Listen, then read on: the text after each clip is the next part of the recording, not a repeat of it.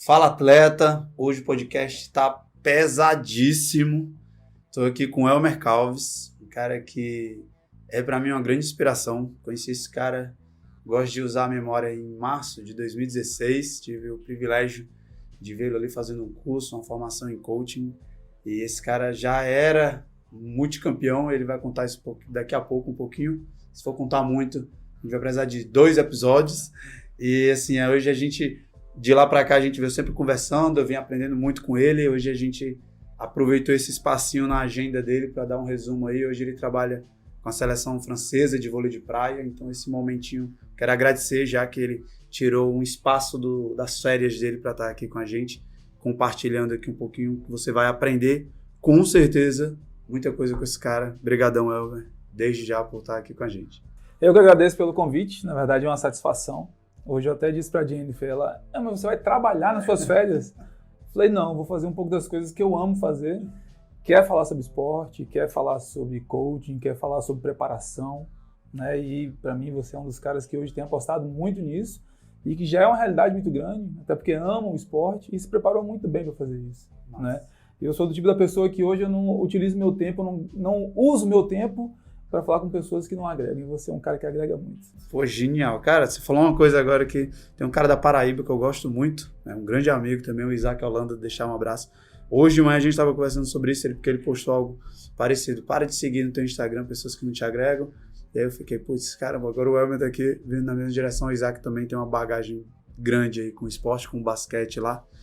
Mas e aí, Elmer, pra gente começar, te perguntar um pouquinho da sua saga. A gente vai pincelar ainda, vai ter um passeio, vai no presente, fala de futuro, volta no passado, mas você tem passagem com parte de preparação física, na parte de preparação técnica e tática, e na parte de, se quiser até separar, preparação técnica e preparação tática também, e com preparação mental, que é uma coisa que você domina muito também, essa parte de entender, putz, esse comportamento aqui, eu sei o que é que vai somatizar, e essa dor, que é uma coisa que eu gosto de falar, a somatização da dor, essa dor está sendo somatizada por um determinado comportamento, então você entende de físico, de técnico, de tático, de mental. Então vamos começar ali pelo onde você começou para a gente pegar para ser o primeiro capítulo. Cara, o primeiro capítulo é bem interessante, porque eu fui atleta de voleibol indoor profissional, fui atleta da seleção brasileira, mas com 9 anos de idade, quando eu comecei a minha vida esportiva, eu caí direto no voleibol, não escolhi outro esporte, na verdade. E com 12, 13 anos tive um personal trainer, um preparador físico. Na época não se falava ainda em personal trainer, mas eu conheci um cara que para muitos era um maluco. Você vê, estamos falando de 13, quando eu tinha 13 anos, estamos falando de 32 anos atrás. E, por incrível que pareça, eu não lembro sobre o nome dele, mas uma hora acho que ele vai lembrar de mim. Marlon, ele era já campeão brasileiro de peteca. E esse cara era fascinado por programação neurolinguística. Então, peteca é o badminton, que a galera vai te matar. Peteca. O badminton vai matar a gente. Lá, vai. Peteca mesmo, ele era campeão brasileiro, mineiro, e ele já era aluno de educação física na época, e ele me apresentou um programa. Ele falou assim, olha, eu trabalho hoje com PNL, no Brasil ninguém sabe o que é, mas eu gostaria de fazer com você, porque eu acho que você é um cara que é um cara promissor, apesar de ter 13 anos, convocado para a seleção brasileira, e eu gostaria de fazer esse trabalho com você. Eu falei assim, olha, mas o trabalho que me indicaram foi um trabalho de um preparador físico. Ele mas a preparação física para mim, ela vem em segundo plano. O primeiro plano para mim hoje é fazer um treino mental, um trabalho mental dentro de uma ferramenta nova, que é a programação neurolinguística. Com 13 anos de idade, cara. E eu fiquei com esse cara dos 13 aos 16. Não entendia muita coisa do que eu fazia, mas eu tive resultados realmente que eu vim a colher quando eu fiz 20 anos de idade. De como me preparava para os jogos, de como me preparava para os treinos, de como eu me preparava para as minhas provas. Foi um trabalho fantástico, fantástico, fantástico. E desde então eu sou fascinado por isso tudo, né? Então, e depois disso eu parei de jogar muito novo, na verdade, e quando eu já retornei com uma proposta para ser treinador. E essas coisas afloraram novamente e eu comecei a utilizar algumas ferramentas de neurolinguística sem saber que estava utilizando, né? E quando eu comecei a fazer minhas formações em coach, que eu realmente descobri de onde é que eu tinha, não facilidade, mas de como é que eu conseguia olhar o jogo de uma maneira diferente. E como é que eu conseguia trabalhar um pouco meus atletas de uma maneira diferente. Que massa, esse cara é bastante visionário. Há 30 anos atrás o cara já entendeu o poder da PNL, é realmente algo... Eu não sei te dizer de onde ele tirou. Eu lembro da apostila que ele me deu com 1000 páginas, que eu li aquilo ali. Nossa. E que ele realmente, hoje, assim, grande parte do conhecimento que eu tenho foi apresentado por ele. Porque ainda hoje, se a gente fala de treino mental, de visualização, ritual pré-competição, ritual pré-treino, ainda tem gente que patina ali, né? Que, não, eu só tenho que ir lá e joga a tua bola, não precisa disso.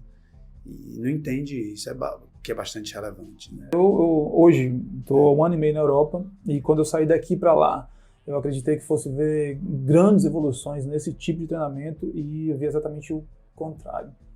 O tanto que eles não acreditam, o tanto que eles não utilizam, e não estou falando só da questão do treino mental, da própria psicologia do esporte. Eles estão num ciclo, que eu acredito que na vida tudo é cíclico, eles estão num ciclo de voltar a acreditar pelos resultados acima da média que alguns países estão tendo, algumas culturas estão tendo, como a cultura norte-americana e como a cultura brasileira. Então eles estão sendo obrigados a começarem a abrir essa porta novamente, uma porta que eles fecharam alguns anos atrás. Que massa, cara. Então quer dizer que a gente lá, e olha só, a gente às vezes está aqui e... Às vezes não, né? Quem está aqui acha que não é reconhecido, que ainda está engatinhando, mas a gente já está servindo até de inspiração, né? Assim, está sendo observado por algumas culturas europeias lá. Eu não sei se isso passa a ser uma crença. Não, mas eu não sei se isso passa a ser uma crença limitante nossa, enquanto profissional, de olhar para os Estados Unidos, de olhar para a Europa e falar assim, não, agora eu vou para o primeiro mundo e vou buscar conhecimento. Claro, né? Você vai para um país desse, você tem que ir com o seu copo pela metade, porque senão você não vai absorver nada. Mas exatamente o contrário. Eles não contratam brasileiros à toa. Essa é a grande janela. Eles contratam hoje, nós, profissionais de voleibol de praia no mundo, somos 18. Então são 18 técnicos, sem contar em preparador físico, que estão atuando no mundo. Nas principais seleções do mundo. Então, eles já buscam conhecimento. O vôlei de praia é um esporte brasileiro. Não. Eles estão buscando a experiência de um profissional em uma determinada área. Massa. Então, a gente já viu como foi o começo como atleta, e aí começou como treinador já de vôlei de praia ou começou como treinador de quadra? Quando eu voltei na quadra, só que eu tinha uma vontade muito grande de continuar no voleibol de praia, além de ter jogado voleibol de praia, claro.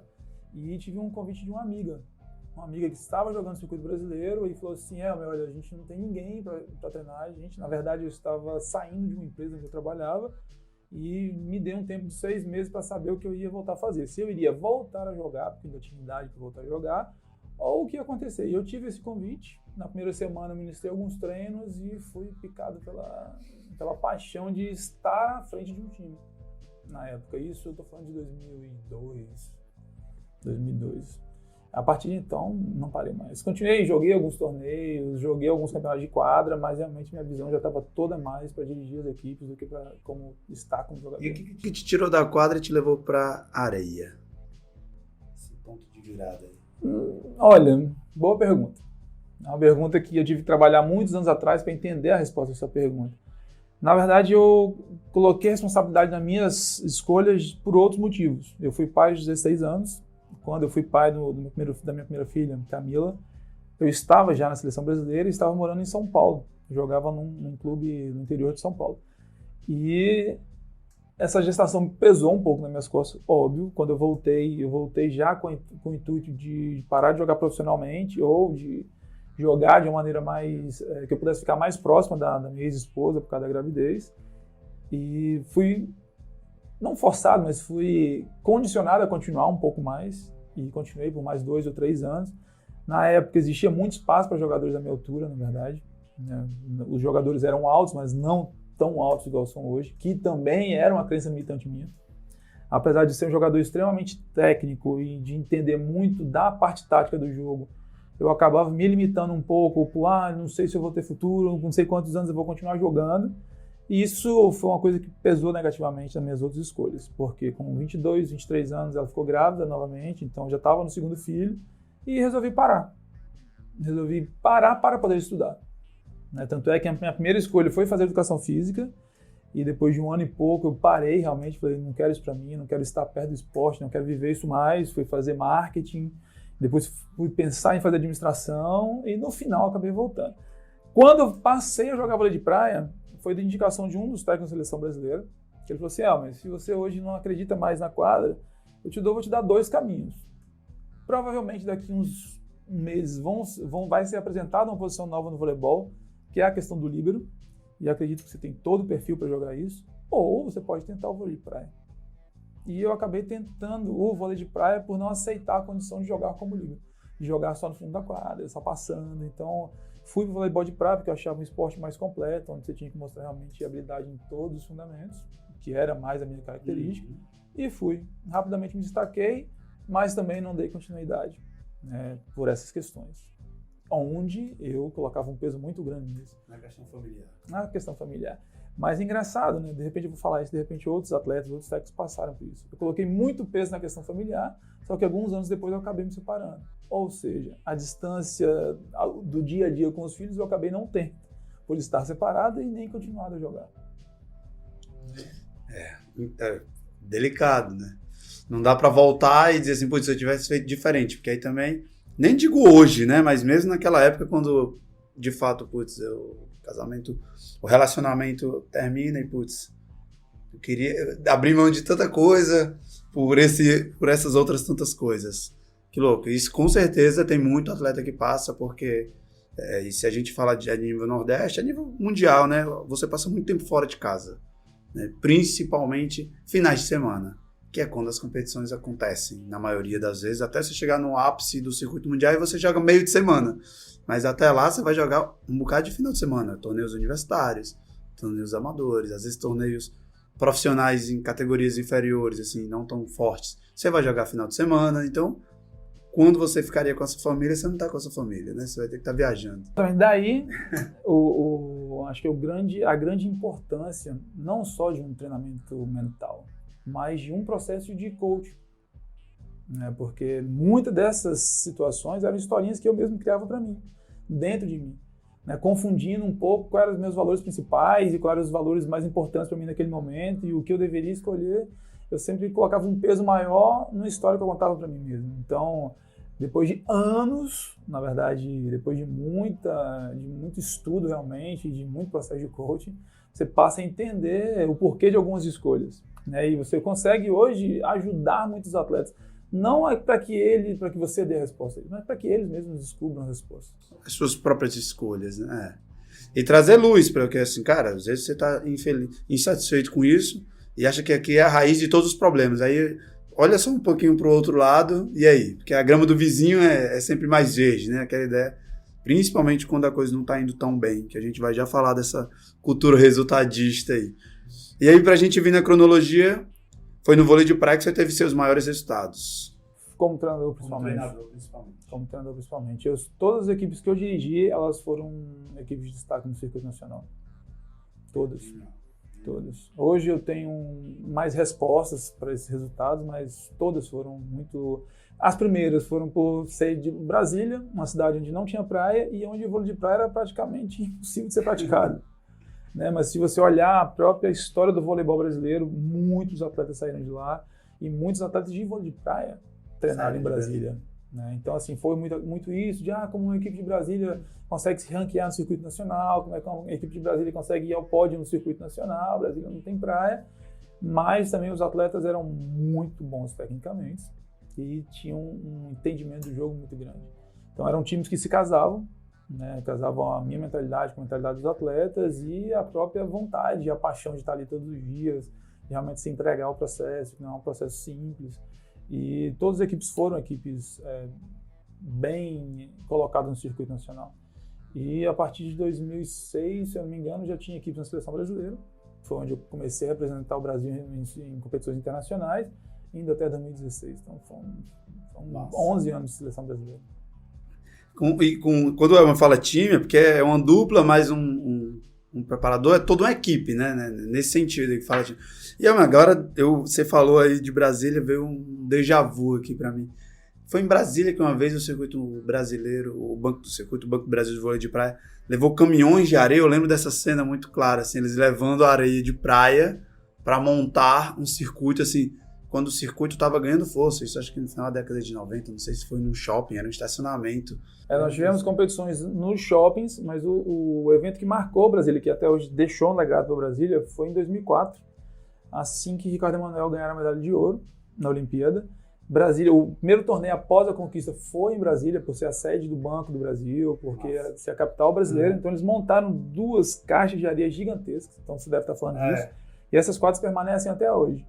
E ali nós fizemos um centro de treinamento, que hoje nós temos ali fácil 300 praticantes de voleibol de praia, de todas as categorias. E foi um outro espaço que eu tenho muita paixão por esse espaço, porque eu comecei, assim que o circuito saiu, nós montamos uma quadra, compramos um poste, colocamos ali e em 2, 3 anos nós tínhamos mais de 100 alunos. Fantástico. Caraca. Pra você ver, um investimento desse fica um legado. Daqui pra frente, quem não entender por que tem atletas de Brasília dando certo, tá aí a resposta, né? Um dos motivos de Brasília ser uma referência como treinadores e como atletas. Massa. E aí veio em 2016, você sai da seleção brasileira.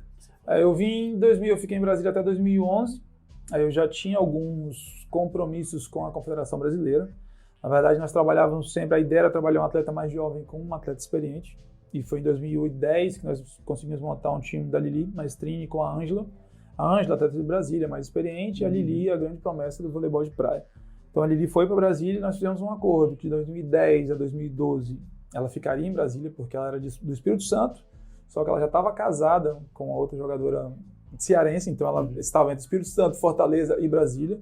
Então nós fizemos um acordo que ela ficasse em Brasília de 2010 a 2012, e em 2012 eu viria para Fortaleza para montar um centro de treinamento aqui com ela. E assim foi feito.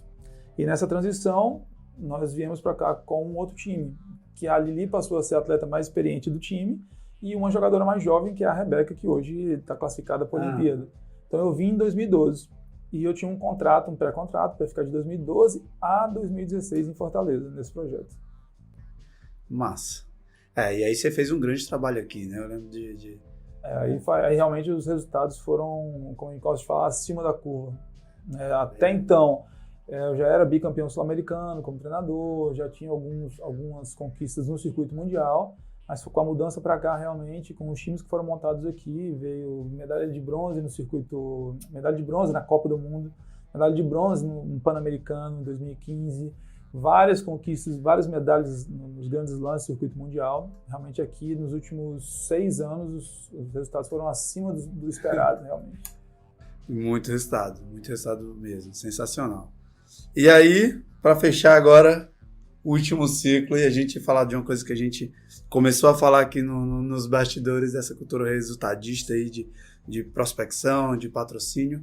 Aí vem 2016 para cá, você viajou quando para a França? 2016, foi exatamente o que aconteceu. 2016, nessa previsão de voltar para Brasília, 2016, eu realmente parei de viajar para o circuito mundial, continuei trabalhando nos times, mas eu tinha um sonho, que era terminar o curso de psicologia, e tinha me programado entre 2016, se não classificasse para os Jogos Olímpicos no Rio, eu iria parar de correr o circuito mundial, continuar correndo o circuito brasileiro e voltar em 2018 para o circuito mundial. Então eu fiz essa programação, em 2016 eu parei, e em 2018, quando eu estava pronto para voltar para o circuito mundial, eu recebi um convite que eu já havia recebido há 7 anos consecutivos, que era para trabalhar na Europa. E a proposta era muito bacana, de fazer um ciclo olímpico até 2020, renovável para 2024 na França, onde vão ser os Jogos Olímpicos, em Paris. Então eu tenho essa meta, na verdade, não é uma meta, é um sonho de estar nos Jogos Olímpicos como treinador principal. Então eu acabei aceitando o desafio, não pensando em 2024. Porque se eu pensasse em 2024, para mim era uma coisa já meio que realizável. Porque em 2024 a França vai participar das Olimpíadas, então eu precisava algo mais que me fizesse um desafio maior. O desafio era classificar a França em 2020 para Tóquio. E nós fizemos aí nos últimos anos, 6 meses, os melhores resultados da história da França no voleibol de praia. Que massa. Isso aí eu tive a oportunidade de ver uma vez que você veio para cá, acho que foi em setembro, não? Foi fevereiro. Foi fevereiro, foi. Tava no circuito e as meninas vieram para cá, toda essa bagagem, já pensando realmente para 2020. E tá em cima aí, né? Daqui é o quê? 8 meses. Nós ganhamos a primeira fase da Continental Cup, que é uma parte... São 3 caminhos para você se classificar. Pelo ranking mundial, pelo pré-olímpico que teve na China em outubro, e pela Continental Cup. O nosso caminho ainda é pela Continental Cup. Nós ganhamos a primeira fase, vamos jogar a segunda fase em maio, classificando, nós vamos jogar a fase final em junho, ganhando, nós vamos direto para Tóquio. Agora você falou uma coisa aí que eu gosto de... Bem, chegamos ao presente, né? Então, você tocou agora num ponto. Vocês jogam em maio, depois jogam em junho, e Jogos Olímpicos, o vôlei de praia é geralmente na segunda metade, né, dos Jogos Olímpicos. Ele começa na segunda. Então, vamos dizer, você joga ali no final de julho. Cara, e a periodização, como é que fica aí? Porque aí você, né? Eu sei que você entende da parte física também, por isso que eu vou fazer aí, vou te puxar um pouquinho para o lado físico. Vocês sabem, não, você domina, né, isso. Como é que fica a periodização? Maio, junho, julho. 3 meses no topo aí. Eu não consigo falar de periodização se eu não citar o nome de um cara para mim que é meu mestre. Esse nome é poderoso agora. Escuta, grava esse nome aí que ele vai dizer. César Fernandes. Foi o cara que realmente... Não vou falar que ele mudou, porque eu não acredito que ninguém mude a nossa história. Mas ele faz parte de um espaço muito grande do conhecimento que eu tenho como profissional hoje.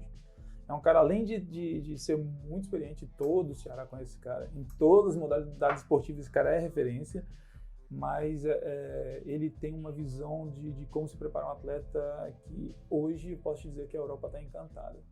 Por quê? Porque eu levei todo esse conhecimento comigo para a França e hoje faz uma diferença muito grande. Então, falar de periodização sem falar em Júlio César, para mim, é não conseguir te explicar o que eu faço hoje, porque realmente o cara ele é dono de um sistema de treinamento hoje fantástico.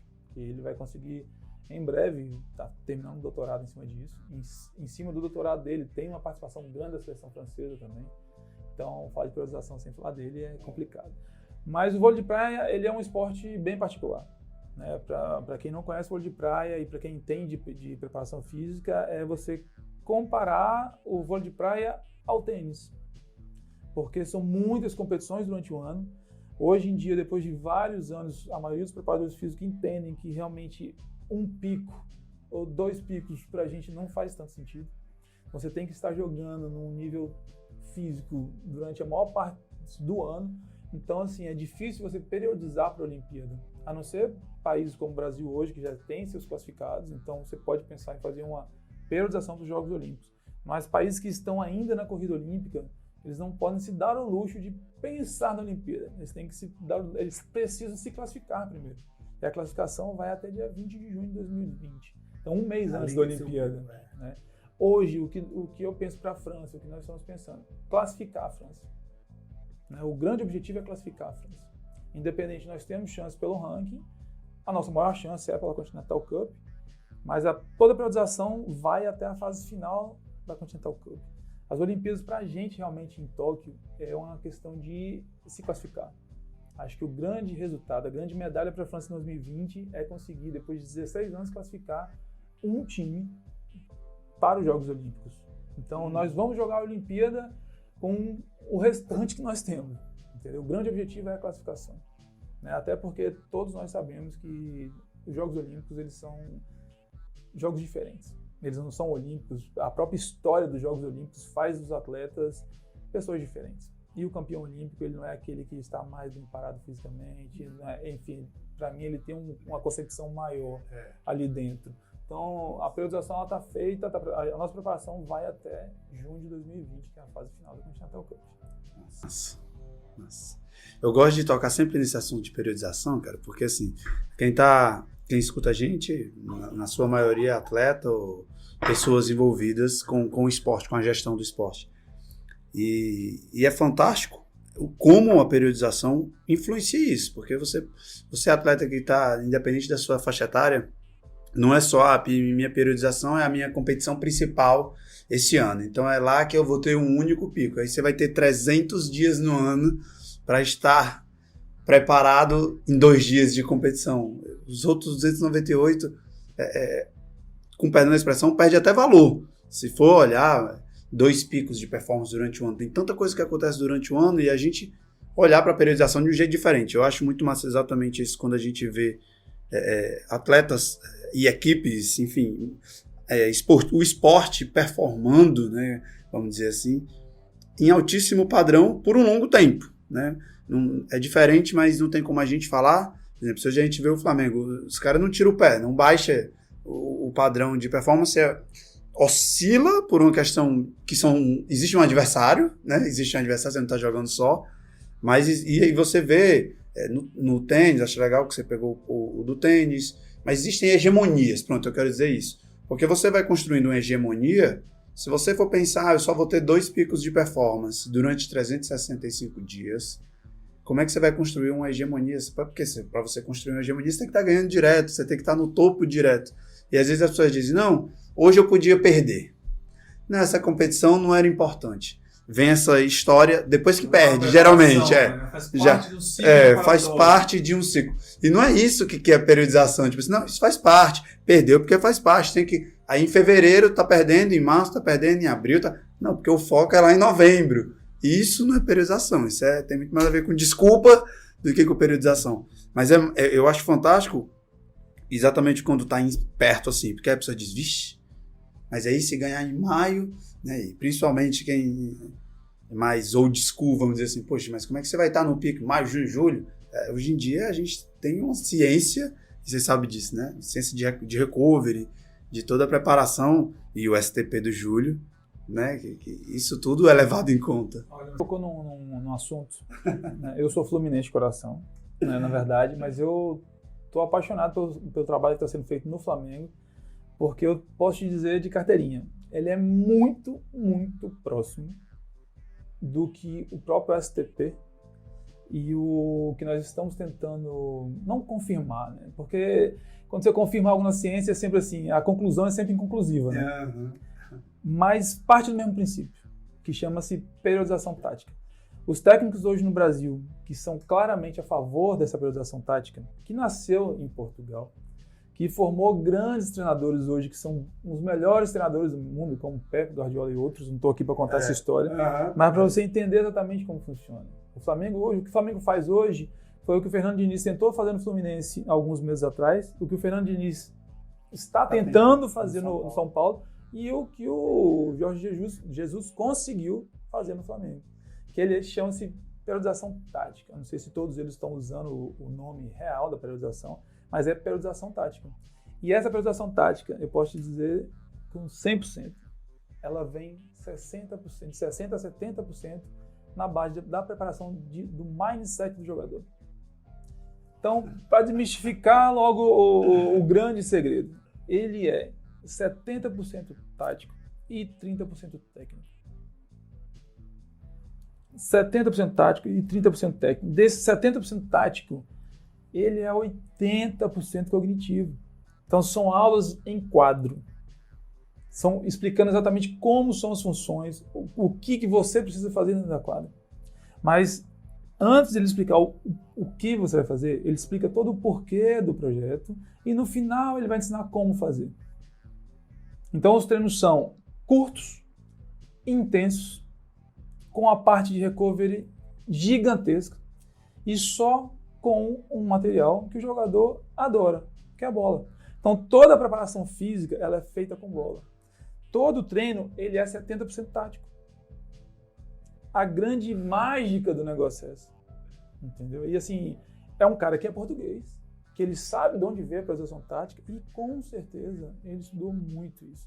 E que hoje, para o brasileiro, que para mim é uma crença limitante gigantesca, principalmente da parte dos treinadores, muitos treinadores, isso não é novo, não é novo, um time que foi campeão da Libertadores, campeão brasileiro com 80 e poucos pontos no circuito, que não perde não sei quantos jogos. Peraí, tem alguma coisa diferente. Como é que você vai dizer que nunca foi feito? Isso não é novo, mas pelo menos não tinha ninguém fazendo. O Barcelona fez durante alguns anos, o Real Madrid fez, depois o Chelsea fez e não é novo. Ok. Eu entendo quando um treinador diga, eu não preciso fazer um curso na Europa para entender de futebol. Hoje eu sei que eu não preciso fazer um curso na Europa para entender de voleibol de praia.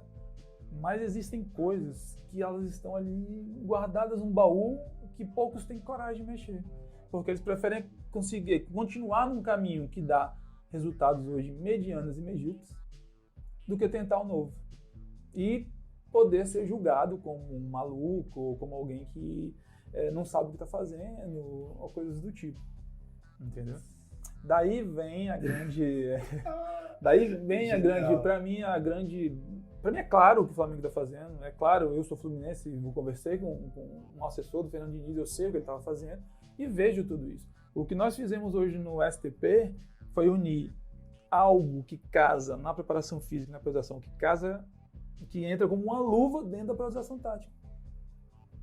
Que eu não consigo desenvolver 100% ainda na Europa pelas próprias barreiras que existem culturais para isso, que é a mesma barreira que um técnico, quando traz a priorização tática para o futebol no Brasil, ele encontra, a gente está encontrando para exatamente fazer da mesma maneira, reproduzir da mesma maneira na Europa, mas que não vai demorar 6 meses para acontecer, porque ele consegue prevenir lesões, ele consegue deixar o jogador mais motivado para treinar, ele consegue fazer com que o jogador se dedique mais aos treinos e que consiga descansar mais. E esse descanso vem da parte psicológica, da parte física, da parte mental e de uma reconstrução de um outro pilar muito importante, que é a familiar. Então, quanto mais tempo você tem para descansar, mais tempo você tem para estar com quem você gosta. Então, ele não é só uma parte do processo. O que você vê em campo, ele é lindo de ver hoje. Mas eu posso te dizer com 100% de certeza, ele é um trabalho muito mais mental, voltado para a organização tática, do que aqueles treinos exaustivos de repetição, repetição, repetição. Até porque, para mim, olha, vou começar a falar aqui, não paro mais. Não. Né? Já tem 3 coisas, chega a me dar um calor aqui, que eu disse, nossa, agora... É onde eu bato com muita gente, na verdade, em qualquer tipo de processo, até o processo de coach ou treino mental. Para mim, repetição não é treino. Então, para mim, quando eu escuto algo de hoje nós vamos treinar e fazer 1000 repetições para um fundamento. Repetição para mim não é treino. Ou você está engajado no processo ou não está. Se você estiver engajado no processo, você trabalha por eficiência. Além de, eu vou fazer 1000 toques. Não, eu preciso que você faça 100 toques com esse objetivo. Fez os 100 toques, foram 10 minutos, acabou o treino, você vai para casa. Então, aquela famosa repetição, treino exaustivo, até a morte, na parte técnica hoje, só traz para mim prejuízo. Um monte de técnico vai querer bater a partir disso, mas para mim, essa repetição, para mim, esses treinos exaustivos na parte técnica, para mim, ele traz mais prejuízo do que benefício. Cara, por isso que eu disse, agora você tocou no ponto, que quando fala de repetição, eu lembro muito do livro do Jordan, que ele diz, não é só fazer a mesma coisa várias vezes, porque senão você pode se tornar um grande especialista em fazer a coisa certa do jeito errado. Não, você precisa fazer a coisa certa do jeito certo. E aí, quando eu tava falando isso, disseram assim, Timóteo, mas o fim justifica o meio. Eu falei, cara, agora eu vou ter que puxar pra fisiologia. Se você faz a coisa certa, mas do jeito errado, você se cansa mais, você se desgasta mais. Então, se você tá cansado, automaticamente vai vir um cansaço mental. Então, a probabilidade é que você estresse, com o passar do tempo, ligue o F e você sai da modalidade. Por quê? Tá fazendo a coisa certa, só que do jeito errado. E se o teu corpo não te tirar da modalidade, né? Porque a fadiga, né? A dor crônica, enfim. E aí, atletas que só repetem, Você falou que a treinador vai achar ruim, eu vou falar muito agora da galera de natação. Vai só fazer piscina, não sei quantas mil piscinas, aí vem uma dor no ombro, que ninguém sabe por quê, uma dor no cotovelo, um vício, não, mas vai lá, tá crescendo o volume de treino, volume, né? Mas, enfim, vamos arrumar menos problemas do que a gente arrumou nesses 5 minutos aqui. Mas é uma parte importante, sabe, Timóteo? Eu acho que não é ir contra uma estrutura de treinamento. Né? Uma estrutura que trouxe grandes resultados. Acho que a grande sacada hoje é você entender que se fala... Eu vou falar algumas coisas erradas, porque eu já não sei nem falar português. Não é nem falar português, não falo mais nada. Se você entender qual o processo hoje, qual a importância que se dá hoje para o famoso treino mental, onde a neurociência vem com uma enormidade de informações, onde todo mundo hoje, o treinador hoje, como a gente está falando de treinamento, o treinador hoje ou o atleta hoje que tiver a coragem de dizer eu nunca ouvi falar em treino mental, eu nunca ouvi falar em coach esportivo, eu nunca ouvi falar em psicologia do esporte, eu nunca ouvi falar em trilhas mentais, trilhas neurais, eu nunca ouvi falar em treinos mentais, eu já falei, mas em neurociência, ele está mentindo. Porque mesmo o cara que ocupa 80% dele no Instagram e no Facebook, ele vai ver. Ele vai ver. Ele vai ouvir. Ele vai ler. Se ele vai acreditar ou não, é um outro processo. Mas o processo está, para mim, hoje, se você olhar a própria fisiologia, onde as coisas começam e terminam, existe ok. Existem dúvidas até hoje. Uhum. Mas uma coisa é claro, a sua mente, o seu cérebro coordenam um processo. Por isso que esse gênio, Jorge Jesus, gênio por quê? Porque ele foi buscar um processo que já está aí há mais de 20 anos e ele entendeu como é que funciona o processo. Entendeu como é que funciona o processo e eu já mas eu comecei a usar isso há 10 anos atrás para a melhoria técnica, de um gestual técnico de um jogador. Porque é claro que você pode começar um gestual técnico como chutar, como arremessar, como empurrar, como fazer um saque, pelo que o gesto técnico te propõe. E óbvio que dá certo, porque sempre deu certo. Agora, quando você passa a entender o modelo mental de um jogador acima da média, ele constrói ao inverso disso. Ele constrói ao inverso. É simples, você pode fazer 10 metáforas por isso. Você não constrói um prédio sem ter uma planta. Você não começa a construir e chegou a algum lugar. O Daniel Sena, do Ceará, ele diz que é como a gente vê a figura. Né? E o jogador fora da curva, ele vê a Matrix, ele vê o binário ali. Tento dizer que o jogador acima da curva, ele vê um jogo mais lento. Para todo mundo o jogo é muito acelerado e para ele é mais lento. Porque ele tem um trabalho mental muito grande em cima daquilo. Ele entende como é que funciona. Ele entende o que o esporte propõe. Ele entende a tática do jogo. Tá entendendo? Ele entende a tática. Ele sabe que ele é destro e que ele precisa atacar uma bola 1 metro dentro da quadra.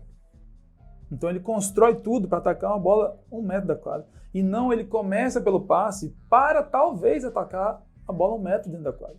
Essa é a priorização tática. Você explica primeiro a parte tática do processo e o porquê aquele fundamento vai ser usado para aquele produto final. E depois desse entendimento você começa a trabalhar o gesto técnico e não ao contrário. Não sei se tu conseguiu entender o processo. O que eu ia perguntar é o seguinte agora. Você usa vídeos para isso. Muitos vídeos. E aí, como é o desafio para ti? Que aí os atletas agora vão querer filmar. Até porque hoje em dia, com o advento da tecnologia, não dá mais para o atleta também dizer que eu não tenho como me filmar. Também isso já vai ser outra mentira. Porque assim, o atleta se filmar e perceber, ter a noção, é isso aqui que o meu treinador está falando e é isso daqui que eu preciso ajustar. Na verdade, a gente pode usar os 4 canais de... Como é que fala? Os 4 canais eu posso usar para quem é visual, os vídeos. Entendi.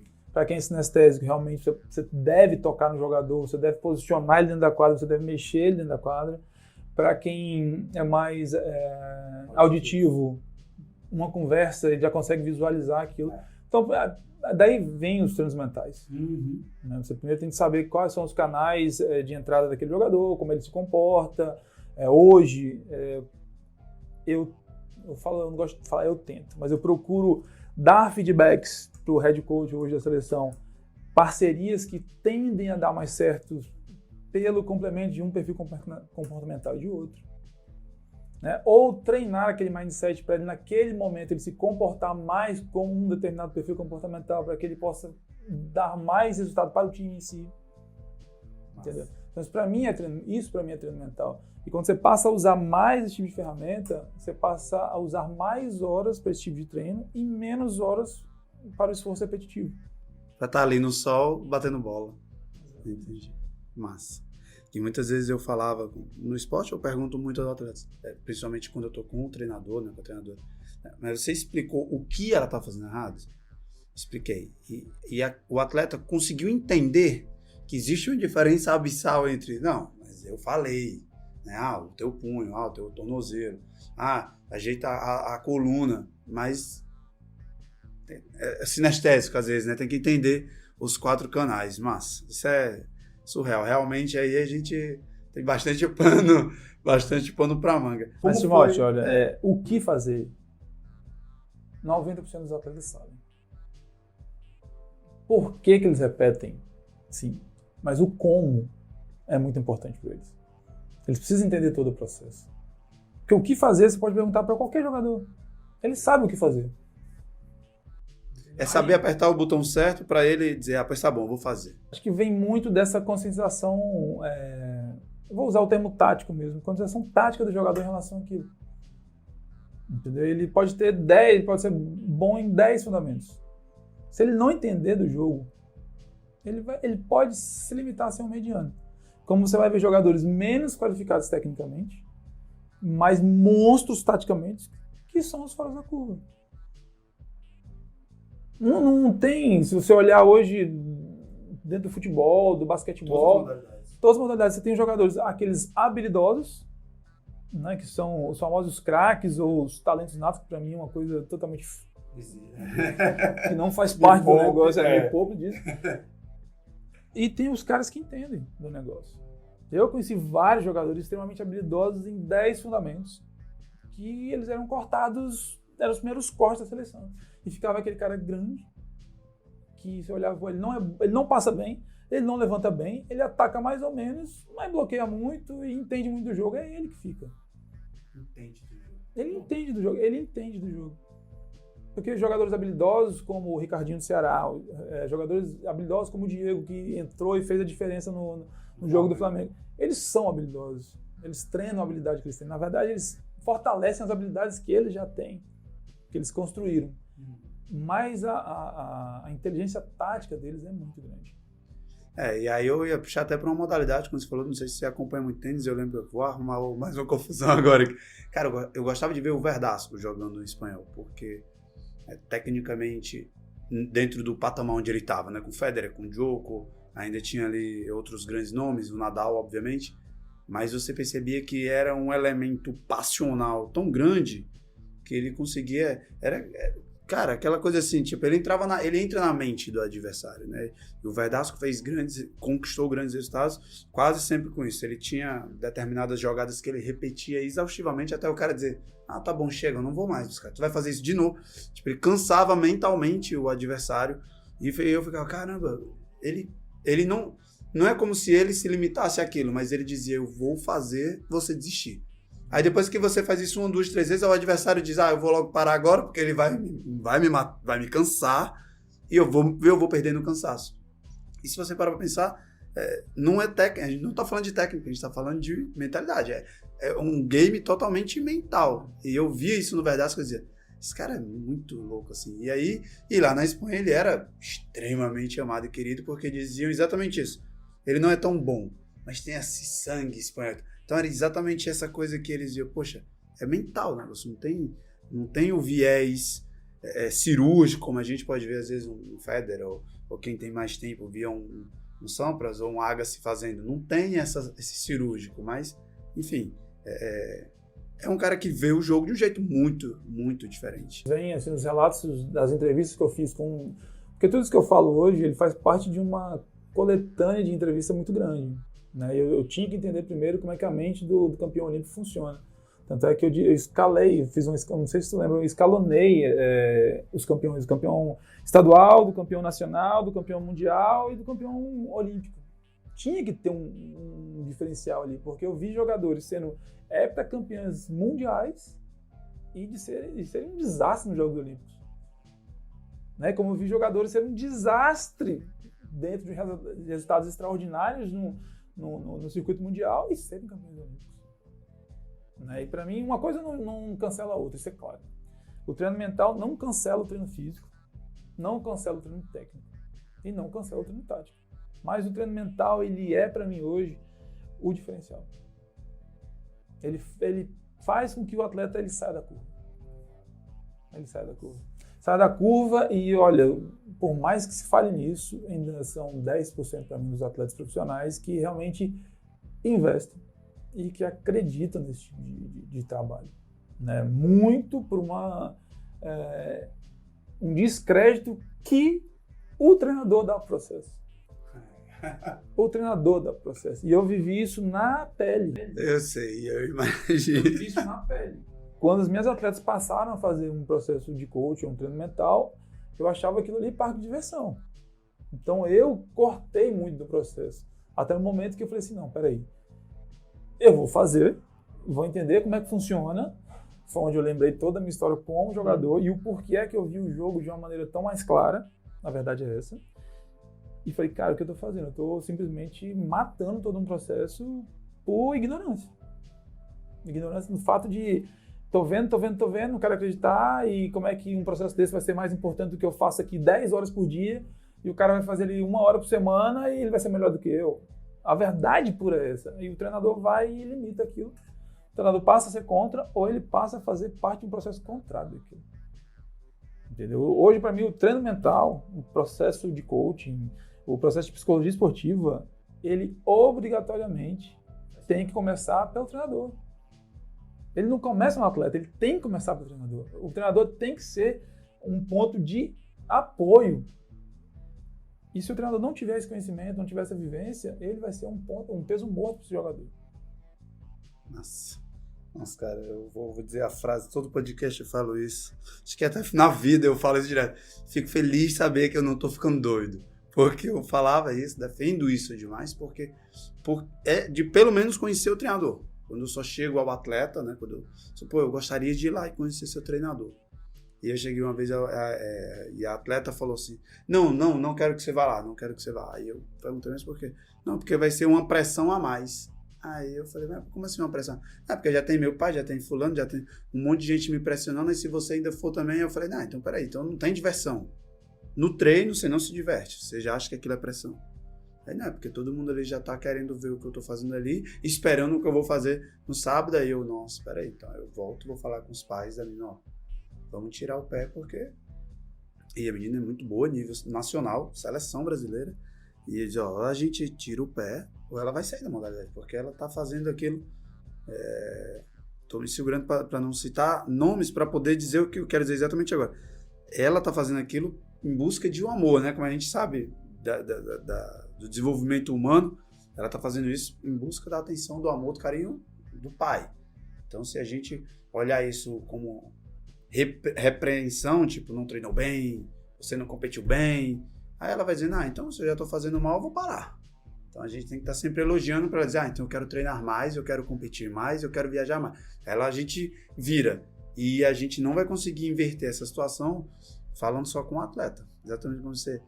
Que eu peguei agora, por isso que eu tô dizendo, tô ficando doido, porque eu dizia, a gente não adianta só falar com o atleta. A gente já entendeu. Agora é com vocês, pai e mãe. Mas acho que é o... Acho que não vou falar segredo, que não é um segredo, mas acho que é uma ficha que deve cair para muita gente, como a gente vai passar a falar de resultado. Todo mundo olha demais pro resultado. Demais pro resultado. Né? E esquece de curtir o caminho. Esquece de curtir o processo. Eu sempre digo com meus atletas, eles esperam tanto pela competição e colocam tanto peso na competição que eles deixam de curtir os 35 minutos de uma partida. Consegue entender? Eles treinam 300 horas para jogar uma partida de 35 minutos que pode ser desclassificatória, porque o cara vai jogar um torneio classificatório. Ele tem uma partida. Ele pode ganhar e seguir, e ele pode perder e voltar. E ele passa a esperar e colocar todo o prazer dele, a felicidade dele nos 35 minutos. Sendo que, para mim, a felicidade tem que estar no dia a dia, tem que estar no processo todo, tem que estar no caminho. Eu uso um exemplo simples. Você vai pegar a massa, você prepara o bolo, na hora de comer, você está cansado. Na hora de comer, você está preocupado. Na hora de comer, você está triste. Entende? Para mim, essa cultura de resultado, ela tem que estar muito clara na visão do atleta. E na visão de quem patrocina também.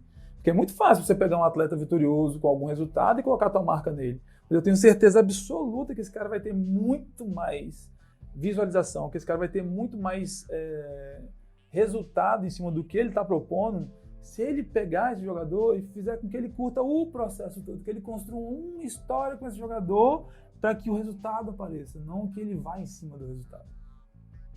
Entendeu? Esse é o grande lance. Você trabalha para colocar toda a expectativa em uma semana de competição. Uma semana de competição é um bônus. Competição, para mim, é bônus. Pódio para mim nada mais é do que alguma coisa que alguém vai colocar no teu pescoço e dizer assim, você hoje foi melhor do que ele. Aí você fala assim, hoje eu fui melhor do que ele, então vamos dobrar a meta, né? A felicidade nunca chega. Entende? Para mim, a felicidade tem que estar no processo. A hora que você chegar na cidade para competir, a hora que você chegar, sábado eu vou competir, sábado eu vou me divertir. Sábado eu vou botar para fora aquilo que eu gosto de fazer, eu vou jogar. Agora, se você coloca um peso muito grande na preparação, esse peso é dobrado na competição. Esse peso é dobrado na competição. Se você coloca hoje tua marca num atleta vitorioso, tua marca, ele vai ter que reproduzir o dobro daquilo para tu ter um resultado, cara.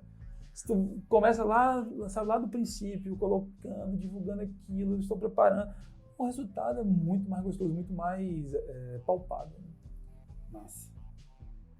Não, eu concordo pleno, absolutamente, até em cima disso que a gente estava falando antes de começar, porque a história, você não conta a história de 2 dias, né? Cheguei aqui para competir, a competição foi boa, a competição foi legal, vencemos e estou muito feliz. Isso não é a história, isso é o final da história. A história, ela vem do processo todo. E é o que eu digo quando eu trabalho com atleta, essa parte de mercado, de prospecção, eu digo, cara, a gente vai precisar contar a tua história. Contar a história aqui, meus treinos? Não, eu treino assim, não, isso é teu diário. Quer saber quando você nasceu. Para ele entender, né, no primeiro momento, eu digo, não, você conta aí como você nasceu, como você entrou na modalidade, o que vai acontecer. E aí vai vendo pontos marcantes, e aí é incrível que eles mesmos dizem assim, caramba, eu não lembrava desse momento tão especial para mim. Eu falei, pois é, o teu patrocinador ele tem que saber disso aqui.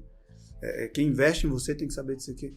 Teus seguidores têm que saber disso daqui, porque além de conectar, né, porque a dor, o sofrimento no sentido positivo, a luta diária, as vitórias, as pequenas vitórias conectam. Porque você imagina, o cara que trabalha ali de segunda a sábado, né, no domingo, ele vai lá, ele quer ter um momento de alegria. E aí a gente fica nessa... Eu acho que isso é a cultura resultadista, né? Ele é um pouco disso, de meio corrida dos ratos. Você fica ali de segunda a sexta trabalhando, para no sábado e domingo eu ver meu time, eu ver meu esporte, eu fazer o que eu quero. Né? Não existe alegria no processo. Então, por isso que eu digo, compartilha isso. E aí, no sábado e no domingo, o cara não vai para o evento esportivo, ele não vai para a quadra para ver você vencer. Ele vai para a quadra para te ver. É totalmente diferente. Tá entendendo? Eu tento fazer isso, sabe? Com Além do Pódio, com o método, com o cliente aqui no produto online. Quer entender? Aí o cara vai lá no ginásio, a menina vai no ginásio, vê a jogadora e tirar uma foto com ela. O resultado dali já nem importa mais, que ela já tirou a foto e já vai ficar marcado para sempre na memória daquela criança, daquela adolescente, daquela pessoa. Eu tirei uma foto com ela. Tirei uma foto com aquela jogadora. Admiro demais aquele cara. O resultado vem depois. Agora, isso é fruto de quê? De se plantar uma conexão. Porque, assim, o que eu gosto de dizer também para o atleta, cara, você não vai treinar com material esportivo, com a marca do seu patrocinador? Então, se você postar uma foto com isso, né, puxando bem, estratégia mesmo de mercado que eu digo, posta foto treinando com as marcas dos teus patrocinadores. Porque ele quer mídia. Se você só posta a foto no fim de semana, é só uma mídia. Se você posta todo dia de treino, são 8 mídias. 7 de treino, 1 de competição. A gente quer mídia. Olha fora da... Ele não quer resultado, ele quer mídia. Porque às vezes você tem lá um resultado. Vamos até falar, juntando com o Instagram, com tudo rapidamente. O Instagram só te mostra para 7% de quem te segue. Você ganha, posta 7% de quem te segue, vai ver que você ganhou. Os outros 93% não vão saber que você ganhou.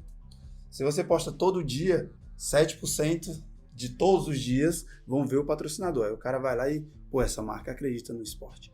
Então, se a gente não consegue desconstruir essa cultura resultadista, o esporte fica cada vez mais dependente de um grande resultado. E aí a gente vai já entrar na história das meninas aí, que é o que eu tô segurando. E eu gosto de cutucar isso, porque isso não é uma cultura derrotista. Uma vez eu fui falar isso com um ex-atleta, ele disse, então o cara tem que entrar pensando que vai perder. Eu não vou dizer isso. Eu falei, não tô dizendo que você tem que pensar em perder. A gente tem que pensar em ganhar, mas antes de ganhar tem que pensar um bocado de coisa também. Tem que pensar um bocado de coisa. O treino tem que ser consciente. O treino é consciente? Você não tá indo lá hipnotizado, treinou, me disseram que eu vou competir no final de semana. O treino é consciente, então, deliberadamente, tem que postar, tem que compartilhar, tem que ter momentos de alegria. O treino não é escondido, não é um momento de sofrimento, censura. Então, assim, pô, compartilha. Gente, hoje no treino aprendi isso, hoje no treino... Então, porque isso vai... Eu acho que essa é a grande sacada. Porque, assim, se a gente for ver, e nomes que hoje eu vejo no topo, e não estão no topo à toa, vou puxar de novo um pouquinho do tênis, a Naomi Osaka, duas coisas que ela fez fantásticas. Ela posta um bocado de coisa simples, extra tênis, que você diz, pô, essa mulher, ela é muito normal. Essa mulher, ela é fora da curva jogando tênis. Quando ela sai da quadra, ela é muito normal. E isso é sensacional. E isso faz com que ela consiga vender produtos que não tem nada a ver com tênis, né? Porque você vê ela, sei lá, tomando um café. Aí você, pô, olha o café que ela toma. Inconscientemente você vê, pô, o café que ela toma. Você vai conseguindo aumentar um leque de possíveis investidores. E ela fez uma coisa que pro tênis vai ser eterno. Ela ganha da Coco Gauff, uma francesa de 15 anos, e ela chama a menina para dar entrevista. Eu falei, pô, quando ela chama, né, eu vi a manchete, pô, ela tenista vence e chama a perdedora para dar entrevista. Aí eu falei, pô, isso aqui já tá fora da curva. Aí, e ela pede pra menina, fala, pô, fala você, como é ter a sua idade e tá aqui no topo do tênis. Ela, mas eu perdi, as pessoas querem ouvir quem vence. Ela falou assim, não, eu acho que pro tênis e para essas pessoas é mais importante o que você tem a dizer do que o que eu vou falar. Então eu falei, pô, isso aí é o antídoto da cultura resultadista. Se a gente consegue escutar, às vezes, o que um segundo, um terceiro tem para contar, um quarto, né? Tem naquela modalidade, naqueles campeonatos em que o bronze é vencido. Então, pô, o quarto, para mim, acho que é o que mais sofre. O cara já caiu do ouro e prata, né? Aí a chance de ter uma medalha, aquilo não anula a história que o cara tem para contar. Pô. É injusto a gente dizer que um quarto olímpico aniquilar um quarto olímpico, porque às vezes você pega, como você mencionou isso, eu acho isso sensacional. O cara é multicampeão mundial, na Olimpíada ele é quarto lugar. Aí o cara virou menos? Tá entendendo? Ou, como assim a gente... As pessoas conectam através de histórias. Né? Exato. Pô, aquele quarto lugar tem uma história tão massa para contar, independente de ser multicampeão mundial, e a gente precisa. E os atletas vêm meio nessa... seguindo a manada aí, de que não, só vão me ouvir se eu for terceiro. Aí, não. E aí, quando eu tô aqui individual, com um cliente, com um atleta, é bem quebrar essa crença, limitante mesmo. Não. As pessoas querem te ouvir. Se você olhar eu não me lembro, eu lembro de poucos, não de posts, mas de poucas entrevistas onde os jogadores admitem que jogaram mal. Post, você não vê nenhum post do tipo, pô, gente, hoje eu treinei muito mal. Deus me livre no que eu fiz hoje, mas amanhã é outro dia. Não, você só posta os momentos bons, de treinos bons, de situação boas, e aquilo ali não é a realidade. Né? Existe um ciclo para aquilo ali. Muitos dias você treina bem, muitos dias você treina mal. Hoje eu discuti com o meu treinador. Esse tipo de coisa não se passa. Mas são histórias do dia a dia. Entende? Você não vê nenhum jogador falando assim, hoje eu treinei muito mal, hein? Hoje eu tomei uma do meu treinador porque realmente estava completamente desligado, mas ontem eu não dormi bem. As pessoas não falam as histórias. Elas postam momentos. Né? Tá aí uma ficha. Né? Mas não vê, os jogadores não postam. Eu digo isso para as minhas atletas. Fala muito bonito. Você posta o jogo bom, o jogo ruim você coloca o resultado. Não, coloca o jogo ruim. Por que não colocar? Mas como é que... Cara, isso é a realidade do processo. Isso é a realidade do processo. Mas eu tenho vergonha do quê que você tem vergonha? Não jogou bem. O importante é você entender o porquê que tu não jogou bem e passar por cima disso, criar uma nova estratégia para você. Agora você tem que entender o que acontece. Os resultados, se você perguntar para um campeão, por que você não jogou bem? Não jogou bem por isso. Eu joguei mal, mas eu ganhei. Mas eu sei que eu joguei mal. Eu joguei muito bem, mas perdi. Não adianta nada jogar bem. O cara é direto. O cara é consciente. O cara tem uma verdade muito grande dentro dele. Então ele sabe avaliar os processos. Né? E esses grandes campeões são assim. Nossa, cara, agora eu vou... A gente falou muito do Flamengo. Eu vou citar uma entrevista que eu vi do cara do River. Eu gosto de ver a imprensa de fora, que ainda aqui ainda tá muito fruto do resultadista, né? Da cultura resultadista. E o cara fala assim, cara, a gente se desconcentrou. Porque deu 35 minutos. O jogo tava morto. A gente não chegava no gol, eles não chegavam no nosso gol. A gente, acabou. Vamos segurar, que daqui a 10 minutos a gente é campeão da Libertadores. E aí o resultado foi aquela reviravolta em 5, 8 minutos. Pô, faltavam 10 minutos, não pode desligar. Mas o que eu achei massa, assim, foi o cara dizer, cara, a gente estava bem, e de fato, se você vai ver o jogo, até dadas as devidas proporções, o River estava melhor. E assim, a gente tá falando de um ponto isolado que, se a gente for buscar, tem vários momentos aí no esporte, né? E aí, simplesmente, a gente relaxou. Ele diz, a gente relaxou, viu o jogo morto. E aí, enfim, aí são as maravilhas do esporte, né? Que tem gente que diz, por isso que o futebol não. Isso aí tem todas as modalidades, tem essa relaxada, e aí... Daí eu vou meter a faca. Fora da curva, eu vou meter a faca de novo, porque eu assisti o jogo em um canal, não vou citar o nome dos indivíduos, mas eu escutei 80% do jogo dos comentaristas dizendo mais um erro técnico, mais um erro de passe, mais um erro técnico. Mas o Flamengo não mudou a estrutura tática até o final. Até o final. Os gols, da maneira que saíram, são da maneira que saem o tempo todo, como saiu ontem no 4-1. Ele acredita na estrutura tática, ele repetiu a estrutura tática.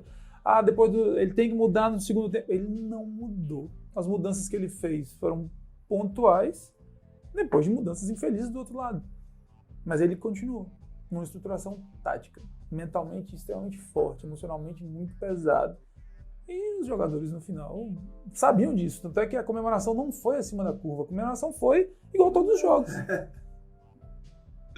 Sabe, a gente já sabia que isso ia acontecer. E sensacional essa comparação que você fez agora, exatamente.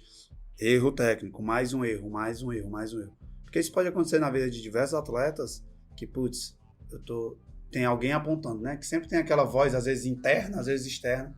Errou de novo, errou de novo, errou de novo.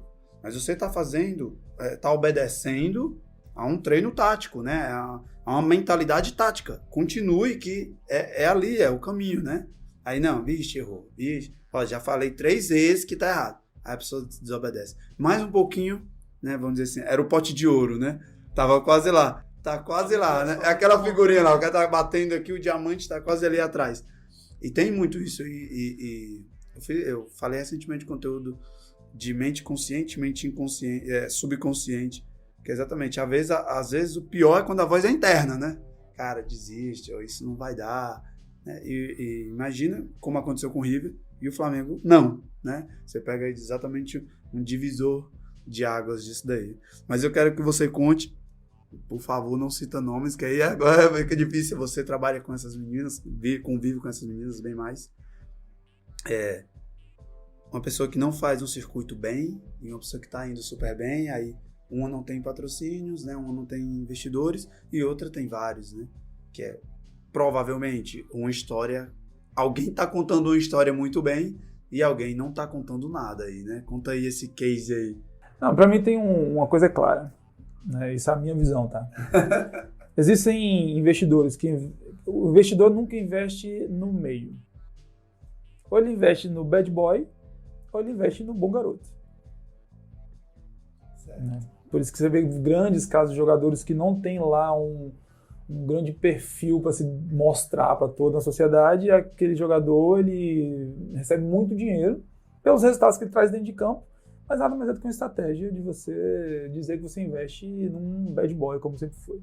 Mas existem jogadores que fazem anos fantásticos, principalmente em esportes individuais, né? Eu considero o vôlei de praia um esporte individual, como eu te disse, que fazem circuitos ou fazem temporadas totalmente acima de qualquer expectativa. Você sabe que aquele time vai performar, mas ele performa de uma maneira extraordinária. E tem outros times que já têm alguns resultados, que fazem uma performance normal para aquele time, e eu estou falando de normal para aquele time, está entre os top 5 do mundo. Então, top 5 do mundo Mas tem times que conseguem dobrar esse nível de resultado e que não tem patrocinadores master, tem apoios. E esse outro time, um time bom, tem 11 patrocinadores. Né? Que se a gente fala da questão da cultura do resultado, como justificar essa disparidade de investimento? Um time tem 11 patrocinadores, 6 masters, que é difícil ver ele tem 6 patrocinadores masters. E o outro fez um resultado extraordinário, no mundo e não tem um patrocinador master. As pessoas não compram o que você faz. As pessoas compram o teu estilo de vida, cara. Só um momento. O Elmer fala aí, patrocinador master e apoio. Né? Falei um pouquinho disso no conteúdo de patrocínio, mas frisar aqui o nome master, né? Que eu gosto de... Existe cota master, tipo, cota master é a principal, existe cota ouro, cota prata. Você vai dando nomes para as determinadas cotas, que é quem paga mais, né? Dentro do pacote todo. Né? E o apoiador, ele paga bem menos do que o patrocinador master. E aí a gente, infelizmente, vê isso.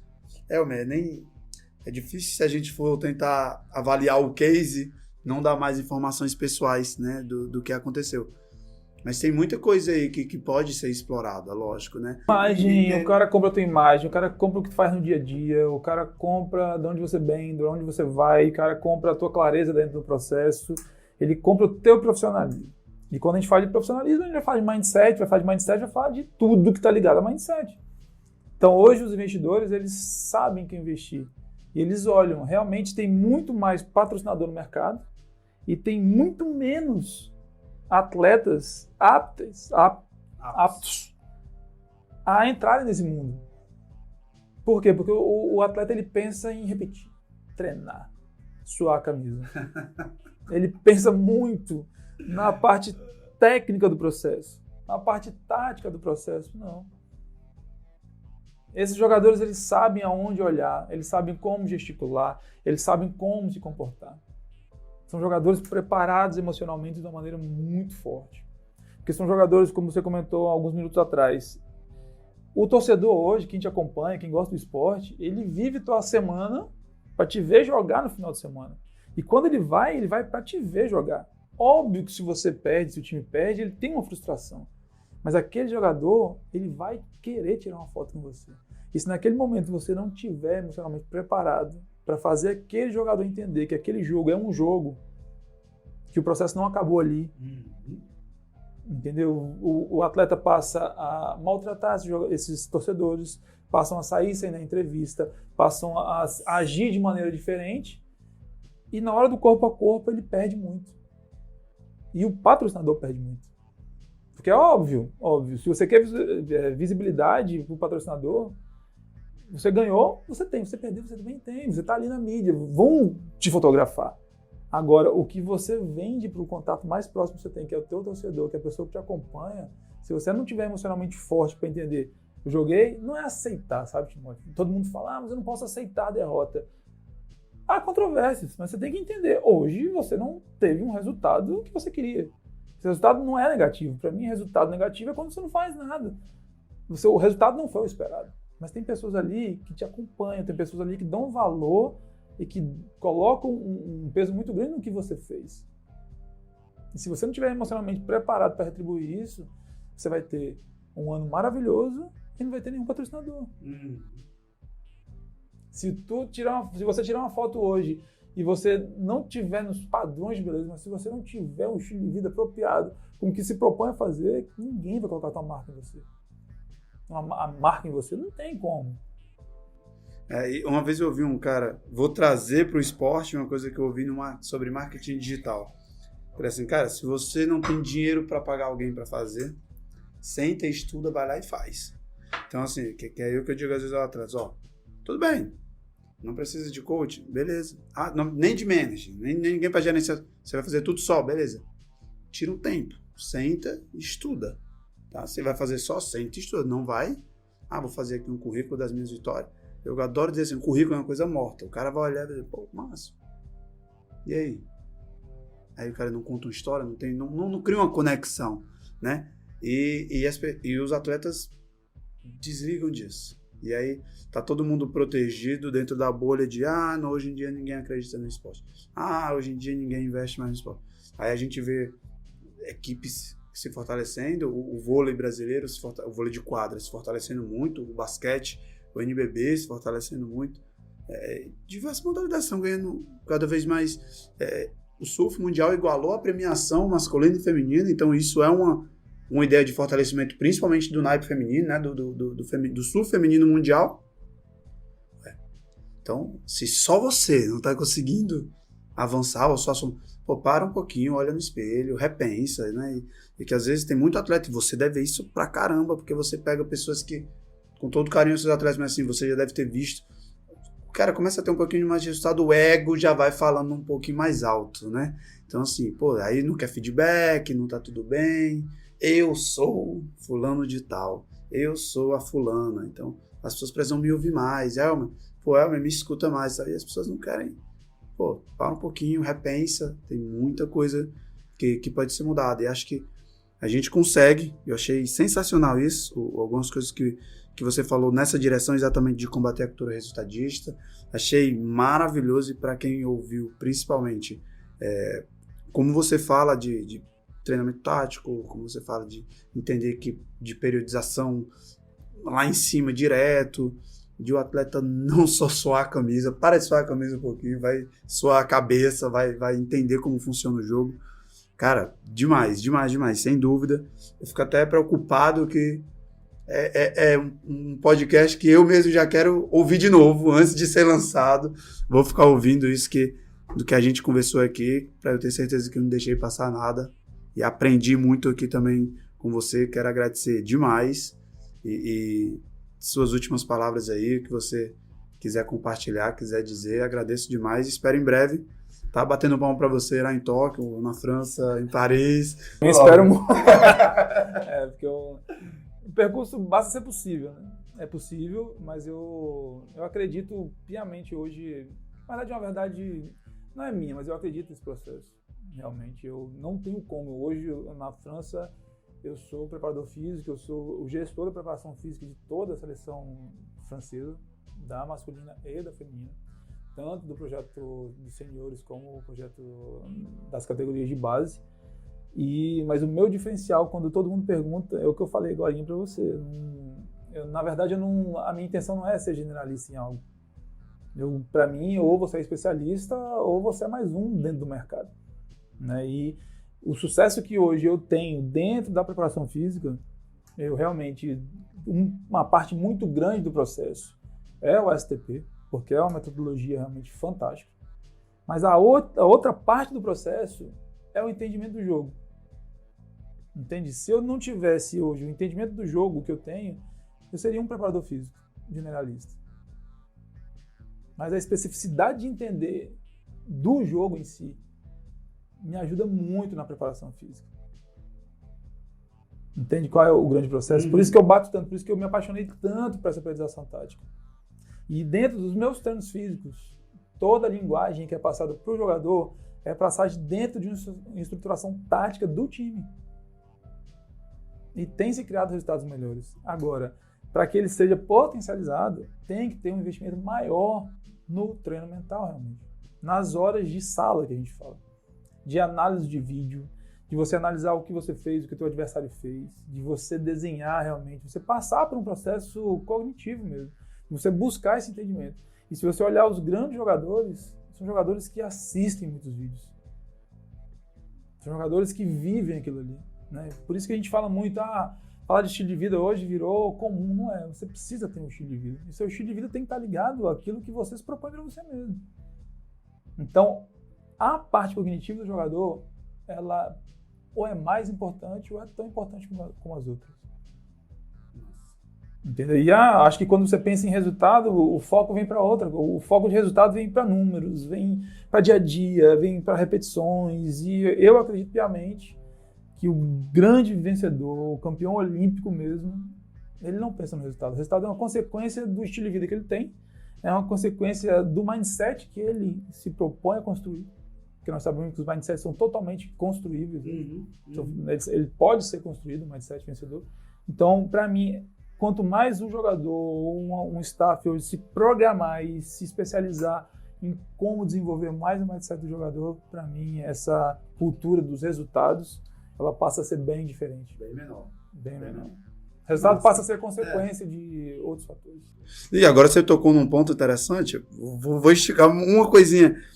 Existem campeões olímpicos que não conseguem deixar um legado, né? Para a gente pegar isso aí agora que você falou e aproveitar que você sabe disso pela sua história multicampeã. Tem campeão que não deixa legado, né? Porque ele olhava só o resultado. E aí não deixa o legado, você diz assim, não é aquele cara que a pessoa diz, poxa, esse cara me inspirou na modalidade, porque ele foi, a vitória dele foi muito pontual, porque ele focou, não, fui lá, fui campeão, tá, larguei.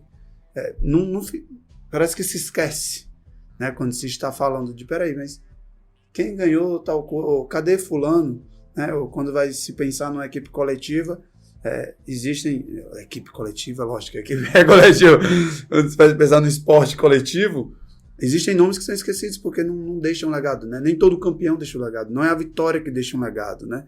É o treino. Eu pensei muito isso agora quando você falou que essa ficha para mim. Como é que tu vê isso assim? Campeão que deixa legado e campeão que não deixa legado. Onde é que está a diferença? Para mim é claro, como eu disse para você, na verdade é uma estrutura básica para mim. Se você analisar a carreira de alguns jogadores, ou se você analisar para mim, hoje tem a Copa do Mundo, é claro, mas acho que os Jogos Olímpicos ele é diferente, acho que pela própria concepção do que foram os Jogos Olímpicos antigamente, no passado. Né? Os reis colocavam ali seus maiores guerreiros para colocar a tua honra em jogo. Então, para mim, a história olímpica tem muito disso. E para mim, qualquer hoje esportista que deixa teu legado, ele é dotado e ele se preocupa com vários fatores. Vários fatores. Se você entender, se você fizer perguntas simples para grandes campeões, como o campeão olímpico, de o que você precisou abdicar, o que você precisou esquecer e para você se dedicar ao máximo, eles não conseguem entender a pergunta. O que você precisou abdicar? Eu nunca abdiquei de nada. Eu fiz escolhas. Eu fiz escolhas nesse período de estar mais longe da minha família. Eu fiz escolhas durante esse período de ter uma vida assim. Por isso que a gente fala de estilo de vida. Então, hoje, quando você vê um atleta deixando um legado, o legado é esse. Ele deixa a história de vida dele ali. O título em si, aquela medalha, aquele troféu, ele é um bônus na carreira desse jogador. Quando ele chega naquele lugar mais alto do pódio, ele olha para trás e ele está feliz com o que ele construiu, não com o que ele está pegando, entende? Muito massa. Esse é o grande lance. E isso caiu para mim assim, de uma maneira muito drástica, porque a primeira vez que eu fui campeão brasileiro, a primeira vez que eu ganhei uma etapa do circuito brasileiro, eu me lembro até hoje como acabou tudo e a gente tinha ganhado os melhores times da atualidade do mundo em si, porque normalmente os 3 primeiros times do Brasil são os 3 primeiros times do mundo, não tem como fugir, e a gente havia ganhado de todos os times e acabou a final feminina, eu sentei assim perto da quadra e a atleta sentou comigo e ia começar a final masculina, aí eu falei, cara, não pode ser só isso. Entende? Eu fiquei 6 anos para ganhar um título, uma etapa do circuito brasileiro, e acabou, o jogo durou 35 minutos, depois teve 5 minutos de comemoração e era um vazio muito grande. Eu falei, cara, não pode ser só isso. Não pode ganhar, não pode ser só isso. Não pode ter esse peso. Entendeu? Pô, quantas horas eu deixei para trás, ou quantos treinos foram, quantos anos foram percorrendo isso. Terceiro, segundo, e perdi, terceiro, segundo. Aí você ganhou do melhor time da atualidade, vai subir no pódio e o vazio era muito grande, entendeu? Eu falava, não pode ser assim.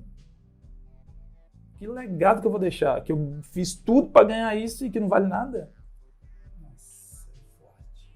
Entendeu? Esse é o grande lance. Quando você não entende, quando você não consegue entender quais são os seus valores mesmo, qual é a escolha que tu tá fazendo ou não, independente do que seja, o cara que não deixa um legado é aquele que olha para trás e fala assim, tá, ganhei, acabou, então peguei o dinheiro e vou para outro canto.